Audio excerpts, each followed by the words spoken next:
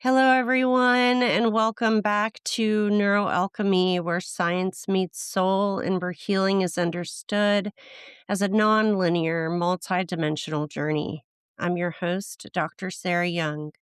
Here on NeuroAlchemy, we slow conversations down on purpose. We define our terms clearly, we name complexity without overwhelming, and we approach healing as a multidimensional, nonlinear process that honors both the brain and the lived human experience. Because clarity creates safety, and safety opens the door to deeper insight, choice, and healing.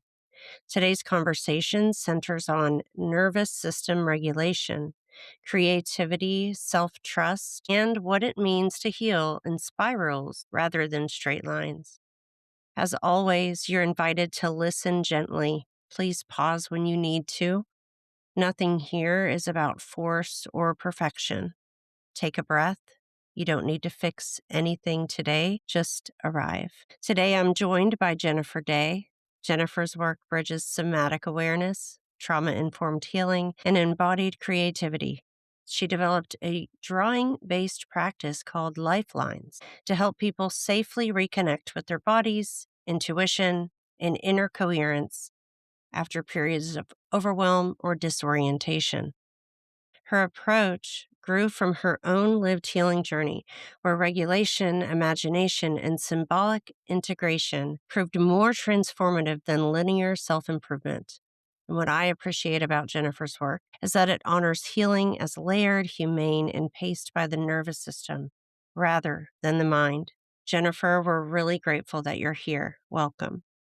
Thank you so much, Sarah. I am so excited to be here and have this beautiful conversation. Before we dive in, I always like to begin gently with an arrival check in. How are you arriving today, either physically, emotionally, energetically, or otherwise? Found myself today to be a little bit topsy turvy, which I think is understandable given the astrology and the energy of what's happening in our collective today. I'm just observing it. My message this week is that we just are here to observe at the moment. We are in Gene Key 55, which is an astromancy program. And the animal totem I have given to this in my Sacred Wild Oracle deck is the butterfly, because we are in this process of the chrysalis at the moment. So we're goo. We're not ready to fly off yet. And so there's so much information in our transformational times in that goo. So that's where I am today. I love that. And that just speaks to the very essence of what neuroalchemy is all about, right? So thank you so much for sharing that. That's exactly why I love to ask people that question at the beginning, because you just offered so much depth into who you are and what you do. And to all of you out there, remember that there's no right way to arrive here. However, you are showing up today is enough.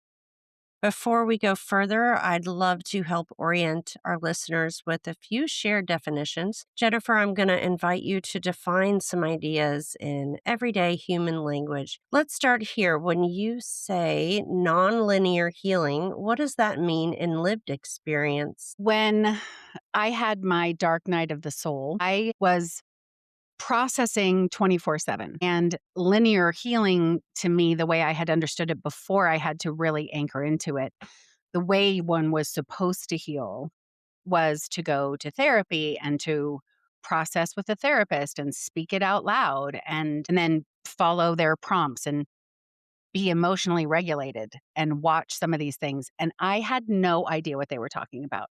And I realized that I needed some systems, some anchors, some might call them rituals, to get me through the minute by minute struggle of really taking accountability for my part in where I found myself, and also realizing and learning and having the courage to look at the lessons that were available to me through my experience. And I had to really get down and dirty about how this could very well happened for me instead of to me. And that meant really being present for the storm that was within, and the linear healing of going and speaking about things that scared me so much. Those were blocks. I found myself not courageous enough to really tell the truth out loud. Telling the truth can be scary. if you have not told it to yourself first. And for listeners want to name something, nonlinear doesn't mean broken, right? It means the body heals in layers. Jennifer, how do you define somatic awareness for someone who's never intentionally worked with their body? I think that as a culture and as humanity has been for this last 100 years, we have been conditioned to live with outside recognition of value. So as a kid, we were looking at our parents. Is this right? Am I a good girl? As a student, our teachers were the ones that instilled those rules. And we were looking for, did I fill out this test correctly? Did I give this information appropriately? And then with partners and with our jobs, everything was externally focused. And so when I think of somatic healing, it's getting out of our heads and out of the air around us and looking outside of us for that validation and being able to feel about how we feel in our bodies. Our bodies are our greatest gift. And one of our greatest gifts is that we get to feel emotions. And our life experience often has taught us that feeling emotions is not welcome. Big emotions are not to be felt, certainly not shared. And that has been one of the biggest, I think, motivations for us to step outside of our bodies and stay in our heads. Figure it out, cure it, fix it. We don't have much patience or bandwidth for being in discomfort. And that's one of the things that somatic awareness helps us with, that emotions are not meant to be feared. Emotions are not facts. They are here to teach us something, to show us something. And if we can feel them, they will relax and step away. They will they will allow us to learn something from them, and they might come back, but they're not going to maybe knock us out of our stratosphere, if you will. I was really afraid that my feelings would just take me out. So I had to step into that from a very sort of spiralic, a spiral style, excuse me, strategy. When you talk about nervous system regulation, how would you explain that simply? Your nervous system is almost like the weather pattern that is happening within your body. And I like to explain it the way someone explained to me about one of my kiddos who had some sensory issues. I think we all have sensory issues, by the way. I don't think that is anything that, they have, but we don't have. Mhm. But, say you wake up in the morning and you walk downstairs, and as you're setting up your cup of coffee, your hand gently nudges the cup and it almost falls off the counter. And you go, and you capture it, and you're like, whew, thank gosh that didn't fall over. And you're imagining the mess that you might have had to clean up had it happened. And then a few minutes later, you step over your cat and it gets up and runs across the room and you almost trip and you go, each of these startles puts water in your cup. If you think of your body as a cup, each of these startles or shocks adds more volume. And as you're almost late to work, or you get stuck behind a train, or you walk in and you realize you forgot a piece of paper on your desk or something, each of these things adds water. And if we are not mindfully taking care of that cup, of that volume of water, and we don't have practices that help us release some of that pressure, then one of these things that may not be huge will make our cup spill over. I like to also bring it back to when people throw out their backs and they're like, I don't know what happened. I just sneezed. That was the thing that made the cup run over. There were steps before that that could have been taken regularly to manage the amount of stress that our bodies are carrying.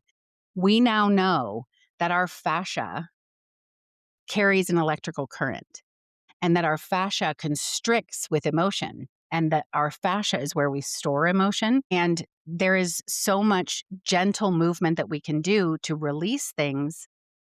And studies show that 5 minutes of mindfulness is masterful at releasing stress. There are so many easy things that we can do. I think the term mindfulness is overused and it's a buzzword in today's society. And so people are like, oh my God, mindfulness. But what I needed to learn in my life was the small itty bitty steps that I could take to achieve that kind of awareness without sitting down for an hour and meditating and getting super deep. Like that was intimidating to me. So I learned all kinds of small ritualistic, and ritual just means habitual, right? With intention, these little steps that I could take throughout my day to honor my body and to let it communicate with me and start living from the neck down. A little bit about ritual, I think sometimes people can have a negative understanding, a negative programming. We were talking about, programming and subconscious beliefs and all of those things, right? They might have a different reaction to that. But really, just to piggyback off of what you said, rituals are merely a set of actions that we choose to do to take us toward an intended result. And we have them with so many things in life. We all have a ritual when we get up in the morning. We all do it the same way every time, right? So I just want to say that because there's no reason to have any negative connotations around words, right? They're just words. It's the intention and the meaning and the charge that we put behind them that really is the communicator. And finally, what role does creativity or symbolic expression play in helping people feel safe again inside themselves? So, you mentioned in the opening that we were going to talk about self trust. And I believe that self trust and self esteem and self confidence and authenticity all live in the same bowl, if you will. And creativity is a way for us to explore what's going on in our imaginations, which is another beautiful gift that we have in this life experience that we're having. When we can anchor into our creativity and just draw something, doodle or do my program LifeLines or do intuitive painting, it is process as opposed to product. I think most art classes when we were kids said, like, paint this thing. And then you were imagining that you were going to paint something that was so beautiful that your parents might put it on their wall or that it had a home to live out to be exposed. And the work that I do with creativity is more what is happening? How are you talking to yourself as you're working on a piece of paper? What are these voices that you hear that become your self critics, obviously our inner critics, but also our self censorship? Those are all the voices of all of those mentors, parents, teachers who are telling you in moments of piercing, like when my mom, said things like, gosh, I'm an artist, but I don't know where you came from. I mean, things like that. Those are piercing comments and they become the voices that we hear as we're navigating our worlds. And in order to begin working with those and to recognize what is your voice and what were you told, who were you before you were told who you were supposed to be, we get to invite opportunity to be in conversation with those voices. And we can't start shifting those voices and deciding what we wish to accept and what we wish to release if we are not having an organized time to get acquainted with those voices. So when you pick up a piece of paper, I mean, a pen and a piece of paper, and you start doodling, just doodle. How long has it been since any of us have given ourselves permission to just create? And right now we have such a beautiful opportunity to dream into our future. What do we want in our future? What is our future self trying to communicate with our current self? And how can we behave today in our current self so that our future self is in alignment, that we can reach those goals? I have wrestled with dedicating time to just read outside in the sunlight or to sit down and doodle or to go for a walk rather than do more, create more, or whatever it might be. And creativity looks like giving yourself open time to just be. And that's a check in point. I have friends who cook. I have friends that hike. I have friends that paint. I have friends that draw. I have friends that knit, etc. There are so many ways that we can be creative that do not require artistic talent or artistic training or training of any kind. I'd love to turn toward your story. Can you share what your own period of overwhelm or disorientation was like and how creativity and regulation became part of your healing? I came from a family where my father had uncontrolled rage. And then I married my first husband, and he had the same problem. And the lesson within was pretty profound, but it meant that I had to find that I was only responsible for me and I did not have to accept being treated in that way. But my self value, I had to find the value in myself in order to step out of that cycle. And I had 2 kids and they were born into that cycle. And so how do I manage their healing and what is my responsibility to heal them at all? How do we move forward? How can I make myself the healthiest version of myself so that I can open the pathway for them to find their way to healing? And before I left my first husband, I was a Spanish teacher to elementary and middle school for 30 years, just about. And I had been invited in 2023 to travel to Peru and translate for a group of Americans who were studying to be Incan shaman. So they had had a lot of study, and I just walked in. It had been on my wish list to learn more about the cosmology, but I had not had that opportunity before.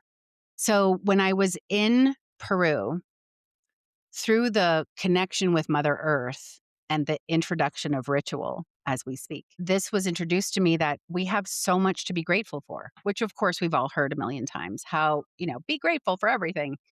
But the shaman, the Pacos in Peru taught me that gratitude can be in the tiny things.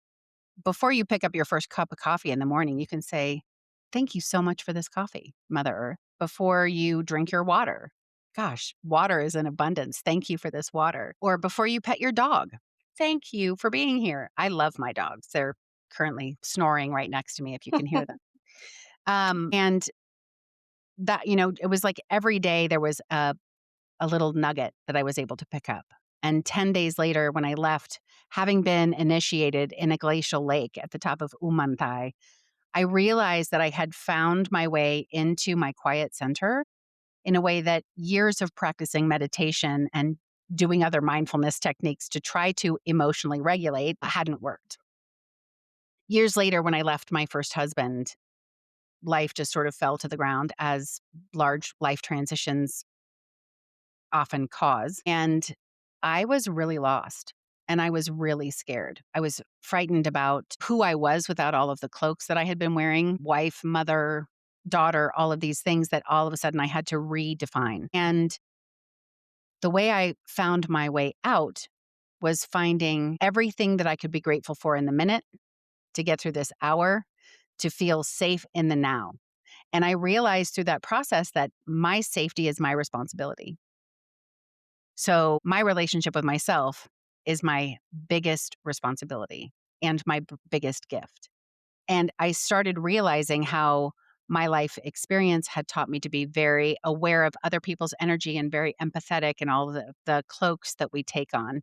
And I realized that my energetic sensitivity, my empath perspective, if you will, is one of my superpowers. But there's a difference between being an empath and empathing as a verb and taking on the responsibility for other people's happiness and their emotional regulation as my job.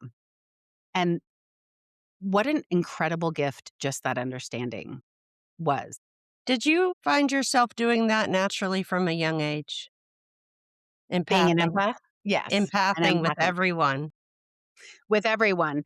And I used to almost brag about it and be like, man, I can walk into a party and if there are 500 people and 2 people in the back are having an argument, I know that they're having an argument. I can feel that dissension and, whatever. And now that I look at that, I'm like, but 498 people were happy.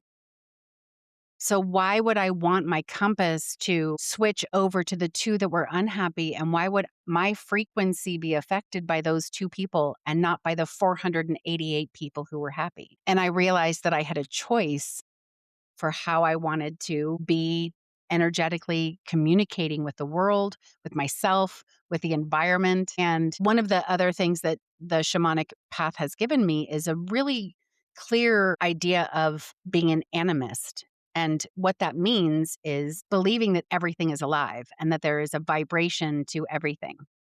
So many antique cultures believe that rocks have a vibration. We know that they have a composition and a vibration now that we are more in quantum world of science.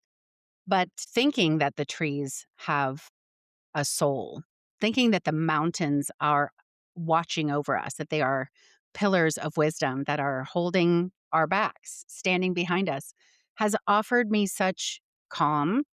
And I found when I was really devastated that animal totems out in nature that I've just been mentioning, I could borrow their strength Mm. or their archetypal energy when I couldn't find it in myself. So if I needed courage, I would identify with a jaguar and I'm going to walk with jaguar today. And when I needed courage, when I needed to know that I needed power from my hibernation, I took on the bear.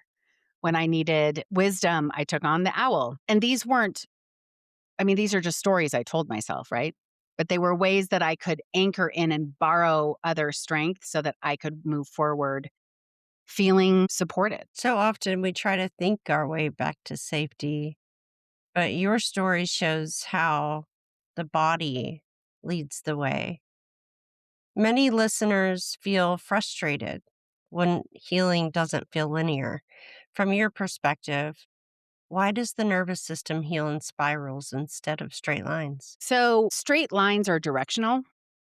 So if we think of our life as a map, we were trained. Like, if I want to become a dentist, I have to go in this direction. Or if I want to go be a lawyer, I need to take these steps to get there. And healing, like, we're already healed. I like to offer, as many people do these days, to offer that we're not actually healing, we're holing. We are inviting all of those pieces to come home. All paths lead back to ourselves.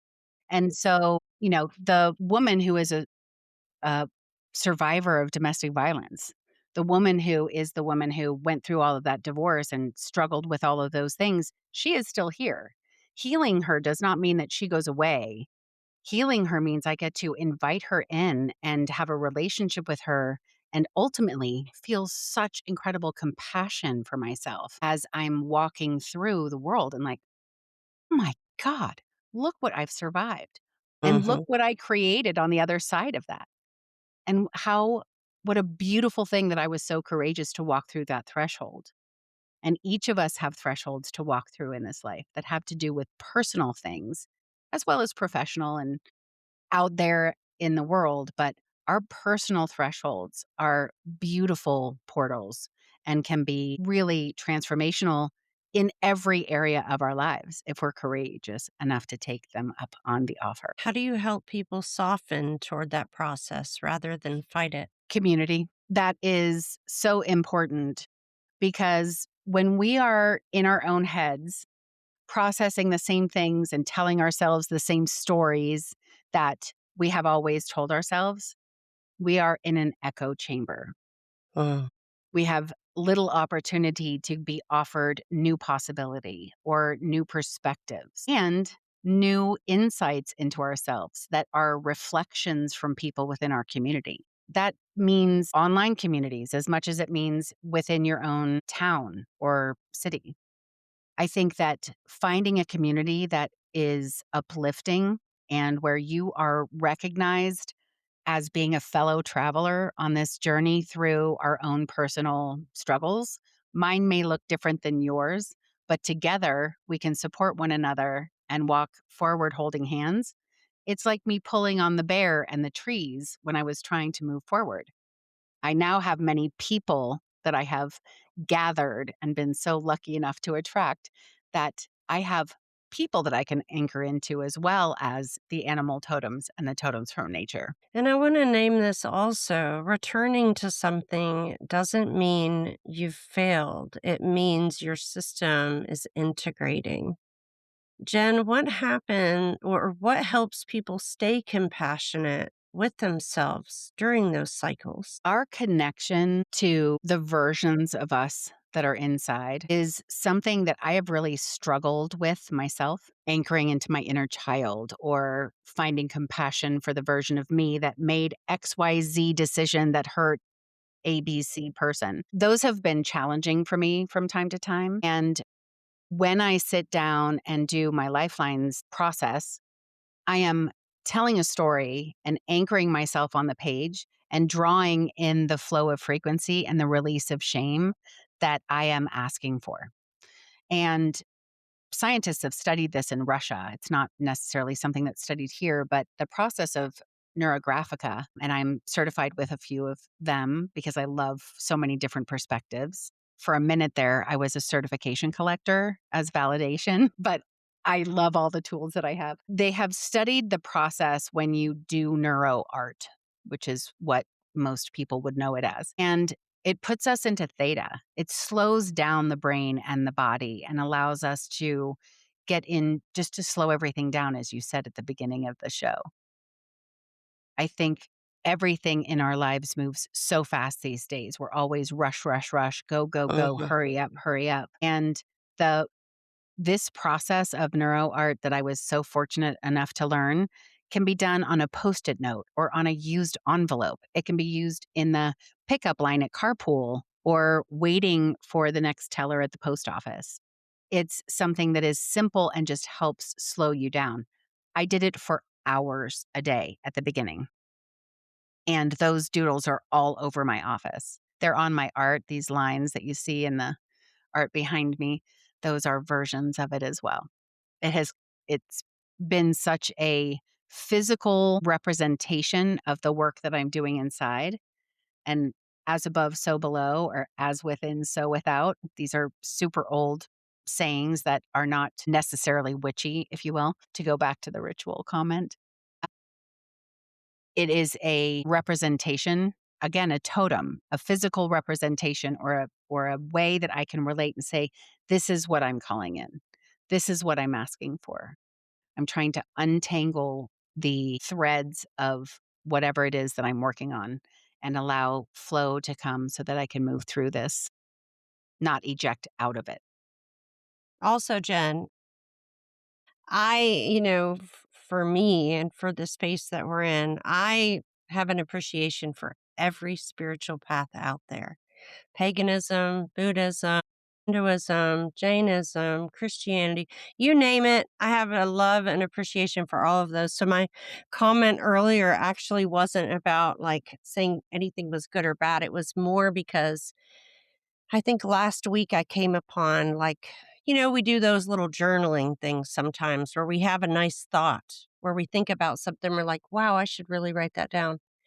And it was sitting out. I don't know when I wrote it actually, but it was sitting out on the bed and my partner, he said, "Is this for me? Did you want me to read this?" And I looked at it and it said rituals on the top of it. And I was like, "No." But I picked it up and I was reading it and it was exactly what we were just talking about. How, what is a ritual really if you strip it down and you really think about like what is that? And it is something that we all do. You get up, you brush your teeth, you have your breakfast, you do when you go to work there's rituals there, right? It's just like in some places there's like a whole other meaning for that, which that's fine too. My sister's pagan and she has rituals and those rituals mean something very different. And, I have family that they're Hindu and their rituals are different than, but anyway, you integrate, go ahead. Yeah, I just wanted to say anything that we tend to do routinely is a is a ritual. ritual. The way I make my coffee in the morning, my husband Is a knows, like, if ritual. I don't have my honey and I don't have my little magic duster with the coriander and all the stuff, or yeah, it will mess up my whole day. And it's because it's a ritual. It's a way that I set my coffee in a way that I know that I will enjoy it. I will love it. It will feed me. It will nourish me. And so a ritual means that you're doing it with intention. Habit means you're doing it blindly and just sort of subconsciously. Ritual means there's an intention behind it and you're recognizing and you can offer some gratitude towards it. And you can say, God, I'm so lucky to have this coffee and have all my things to make this the most delicious coffee to start my day with. Yes, absolutely. And I love that. That's always an opening, right? So we can Mhm. use those things that we do all the time and we compare them up with that gratitude. We compare them up with that loving, with that appreciation. And it makes it easier to integrate new ways of being in the world, new ways that we want to grow, pairing them up with those rituals, routines, things that we normally do, make them easier to integrate. And you integrate drawing and symbolic expression into healing. What happens neurologically and emotionally when people engage creativity in this way? It starts the conversation with you and your capital S self. So, if we talk about how everyone's like, be your authentic self and shine your light, you're here to shine your unique light. We have so many hints at the end result without many steps for how to actually get there. So, again, there's that linear thing. There are actually steps that you can do to get there, but we travel them in a cyclical, spiralic path. So, when we step into creativity, when our monkey mind sort of steps to the side and we allow the other subconscious or unconscious part of our brains and judgment center to step forward, that's magic. That is just magical when we can hear, wow, I didn't realize I was worried about the Olympics or whatever that might come up. I didn't realize that I was ignoring because our monkey minds help us avoid deeper meaning and deeper information. There's so much juice there. It's like if you're eating soup and you stick your spoon deep down in there and you lift it up and you're like, oh my God, there's 5 different types of beans in here. You don't see that if you're just racing across the top of your soup. If you're not, Mhm. it takes intention to become aware of the depths of our soul and our mind. I think that intention to go back to what we were just talking about with the coffee, when we are setting intention, we are slowing the process of that habit down and recognizing the pieces of it that we can show appreciation for. It's the same thing with creativity. When we slow ourselves down and we give ourselves the privilege of releasing responsibility and stepping into what feeds our soul, whether that be creativity or cooking or hiking or drawing or whatever the things that I mentioned before, it's like a beautiful well that will just continue to bring up things for you that you had no idea were even going on in this body as we're running around the world. Why does imagination matter for recovery? I have a saying that we are the artists of our life. And if at my lowest point, I had not found a way to dream into what it was that I actually wanted that was in direct opposition to where I was, if I hadn't had the imagination to dream into that, I wouldn't have manifested it. I wouldn't have produced it. I wouldn't, if we believe that everything is energy and we are stuck in a negative loop of energy and we cannot imagine an energetic frequency that's just out there and we cannot imagine that that's where I want to go, then how can you ever get there? I think it's incredibly important for 2026 in my community. I already mentioned the gene keys. I write a lot that using a lot of different systems, human design, gene keys, lots of astromancy systems through a shamanic lens. And this year in particular, as we're watching so much chaos outside of us, globally, nationally, wherever anybody happens to be listening, there's something happening that's pretty dramatic. Using our imagination and our creativity to find a way to regulate our nervous systems, there's that word again, just to calm it down and slow it down for a period of time, whether that be 10 minutes or an hour. That is that's the magic sauce to being able to find peace as we navigate this world. And within my community, I talk about the axis of belonging. Like, how do we stand today? What is the natural process for our energetic system so that we can be in a place of responding, rather than reactivity? And if to go back to what I said at the beginning, if our cups are running over because we have just not managed all of the stuff that is thrown into our cups at work, with paperwork, with bills, with money, with government, with all of these things, then we're just going to be running around splashing our water on everybody else, particularly our families and the ones that we love the most, we hurt the most. So, how do we stop this cycle of injury?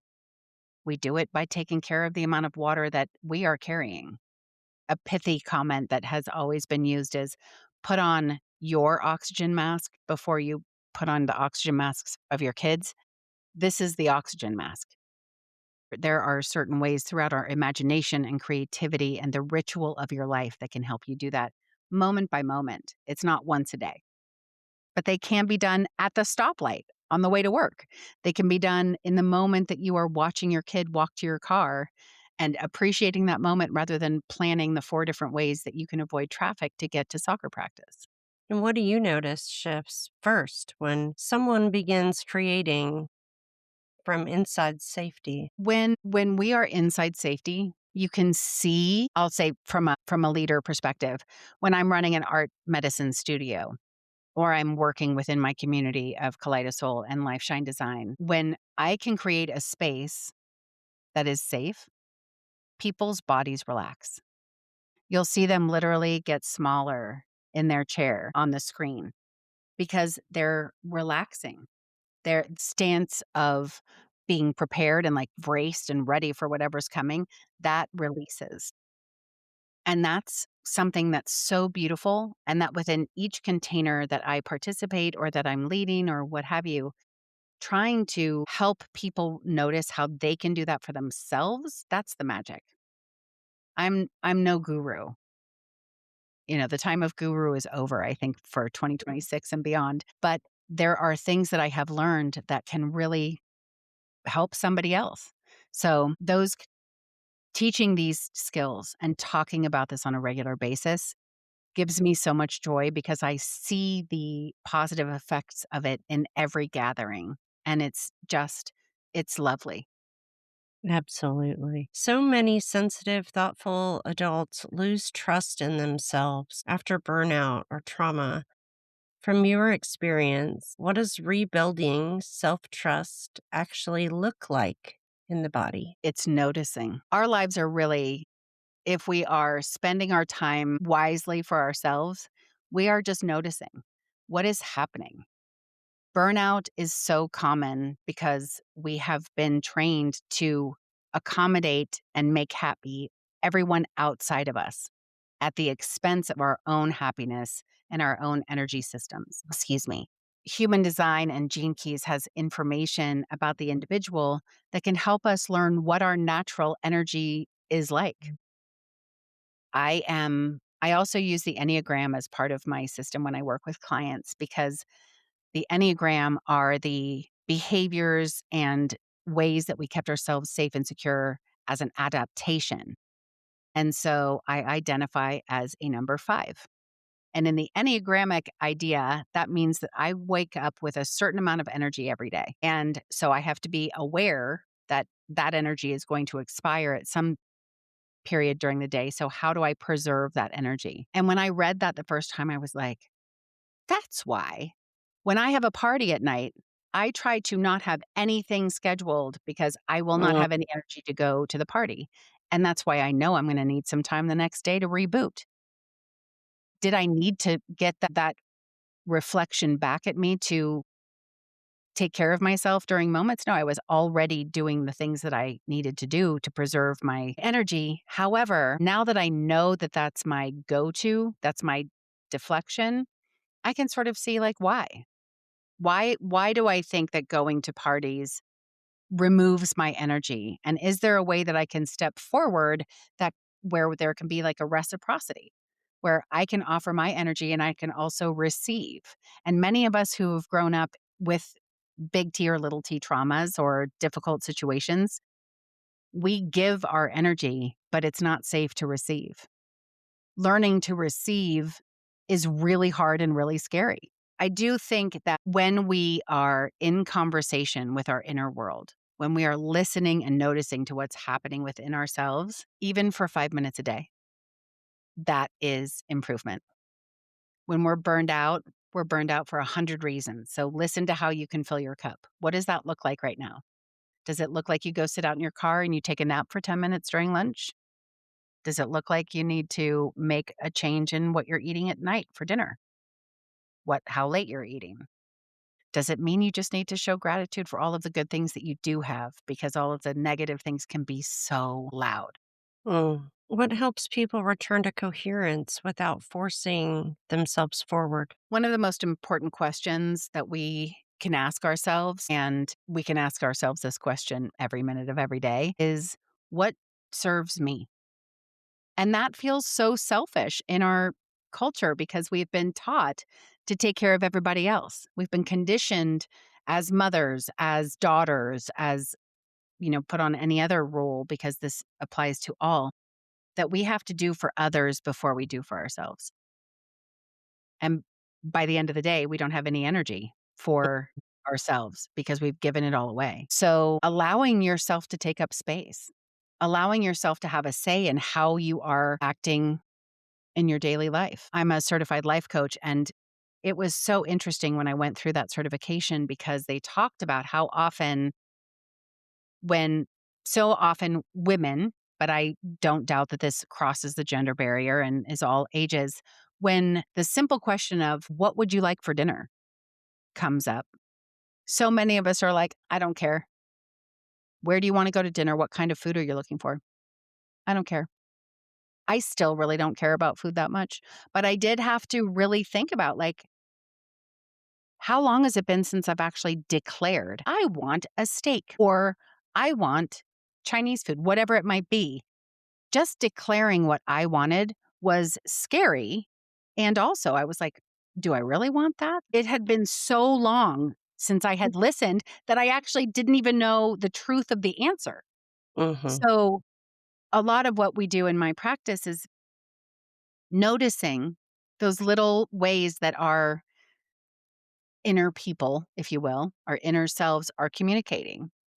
And just noticing is the first step to authenticity, to self trust, to greater intuition. All of that comes in the same package. It has to start with the tiny little micro opportunities we give ourselves to trust ourselves and just the what if. What if I am a really intuitive person? What if I am energetically connected and I already know the answer and the way forward? What if? If that were true, what would this look like? What if I could have the intuition or the wisdom of an owl? What would that look like through my day? Just, it's so fun to play with. And when we can turn it into play, it doesn't mean it's less impactful, but it does mean maybe the knife edge isn't so sharp. And I think it's also important to say, self trust isn't rebuilt through pressure, it's rebuilt through permission. You speak about embodied leadership and pacing. What do safety, presence, and gentleness matter so much, especially for sensitive nervous systems? When you have a sensitive nervous system, and I think 99% of us have a sensitive nervous system. It's whether or not we can hear it communicating with us that makes the difference. The reason that that's so important right now is that you are the artist of your life. You are the boss of your life, every single one of us individually. And so teaching our kids that they are the boss of their lives is a beautiful thing that I think every parent would say they would want to offer. But if we're not living it, they don't know how. So I think that as we step into leadership, if there is such a thing, if there is a if there is a collective shift that can happen, each of us has to do our own work first. I've been saying for over a year, so I feel like I'm just repeating myself ad nauseum, and I hope that people aren't tired of the message. But that message is that the most important job that we have to do right now is to anchor into our own energy. It's just because anything else, when we walk out into the world and we interact in any way, It's we are, foundational. yes, it's foundational because everything else is on top of that. And I think it's obvious to all of us that when you walk out into public, Everyone is running around reacting and spewing all of their craziness all over everybody else because they're not doing the individual work. So there's a question that everybody gets to ask themselves at this time. And that is, how do you wish to stand in the world? I have a class that's coming up next month that's called the Sacred Stance. And it relates back to that axis of belonging that I was talking about, because the way we choose to stand and the posture that we take is not about what we do, it's how we respond. What is the energetic frequency that you are holding in your space, in your life, in this moment? That's a big question. How does honoring pace change the healing trajectory? When we honor pace, we're honoring our body.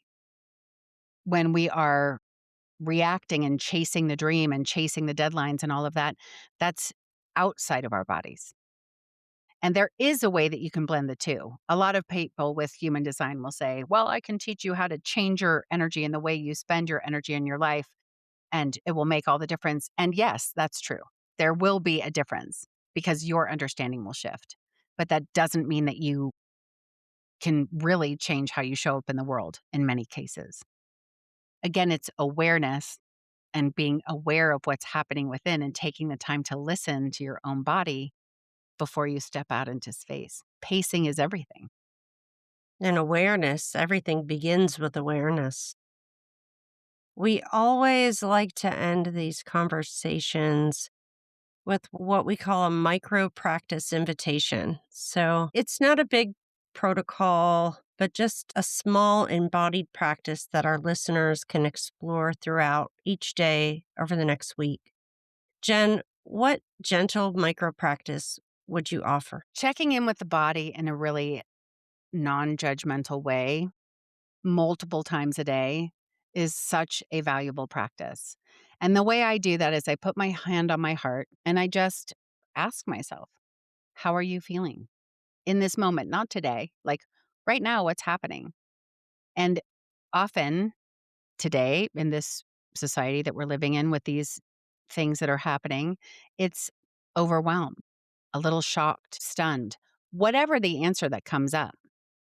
I tell myself, it's entirely appropriate that I feel this way, and I will not feel this way forever. And I just take a breath and give myself permission to feel that without fixing it. So often, like we get a headache and it's like instantly to the Advil or the Tylenol or whatever. There are emotions that are uncomfortable. Sometimes I put my hand on my heart and I ask myself how I feel. And I'm like, I feel pretty damn good. Like, wow, look at that. And it's perfectly appropriate that I feel that way. There is no wrong emotion. Emotions just are. So I love that check in. And I often, if we can talk about energy for a sec, when I am feeling swirly and my brain is racing, doing that activity and being aware of the bottoms of my feet. We have energetic centers on the bottoms of our feet. And when we send our energy there, even just thinking about it right now, the bottoms of my feet get warm. And so feeling that connection to Mother Earth through my feet, through my shoes, through the car, through whatever, wherever, brings me back down into my body. And those two things together can be really powerful.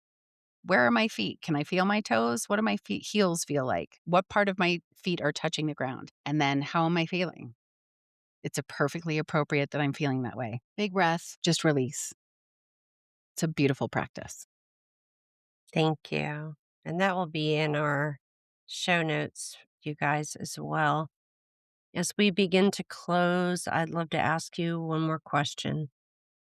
What do you most hope listeners remember about their own healing or inner wisdom after hearing our conversation today? Healing does not require paying a gajillion dollars for all of the new systems that you have to put into place so that you don't make the same mistakes again or anything, or you don't have to go far to find it. Healing begins with noticing and just slowing things down. And if the invitation to slow down the way you make your cup of coffee in the morning or your tea or the way you approach your gentle workout in the morning to wake up your body, if you can slow those little things down, the rest of your day will open up for opportunity for you to slow yourself down. Healing is holing. It's not getting rid of something, it's allowing for everything to be just as it is and knowing that in the future, you can anchor into what will be. Our minds have tremendous power. Jennifer, thank you for bringing your presence, depth, and humanity into this space today. For every listener navigating overwhelm, self doubt, or disconnection, may this conversation remind you that healing can be slow, trust can be relearned, and your body holds wisdom.